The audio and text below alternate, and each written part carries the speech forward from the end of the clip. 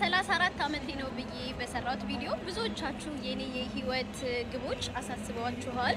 አንዳንዶቻችሁ አግብተሻል ወይ? ካላገባሽ ሰዓትሽ በጣም ሄዷል፣ አግቢ፣ ካልወለድሽ ውለጂ፣ ብዙ ነገር ብላችኋል እና አንድ ነገር እንድታውቁ ፈልገው የአንድ ሰው የህይወት ግብ የሁሉ ሰው የህይወት ግብ ነው ማለት አይደለም። ለእናንተ በጣም ኢምፖርታንት የሆነ ነገር ለዛኛው ሰው ደግሞ ኢምፖርታንት ላይሆን ይችላል። ያን በማለቴ ደግሞ ሁላችንም እግዚአብሔር የፈቀደልን ሰዓት እና ጊዜ አለ።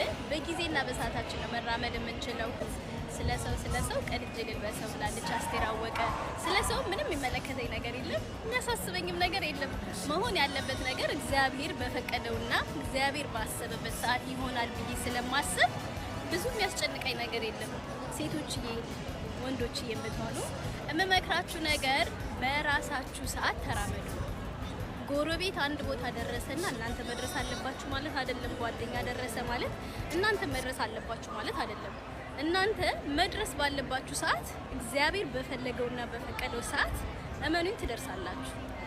ዋናው ግን ዛሬ ላይ ቆማችሁ ደስተኛ መሆን መቻል አለባችሁ በህይወታችሁ። እግዚአብሔርም እዚህ ቦታ ስላስቀመጠኝ ክብሩ ይስፋ ለመድኃኒዓለም ብላችሁ ማሰብ መቻል አለባችሁ እንጂ አንዱ ስለሮጠ መሮጥ አለብኝ እያላችሁ የምታስቡ ከሆነ ዛሬ ላይ ብዙ ህይወታችሁ እያመለጣችሁ ነው የሚሄደው።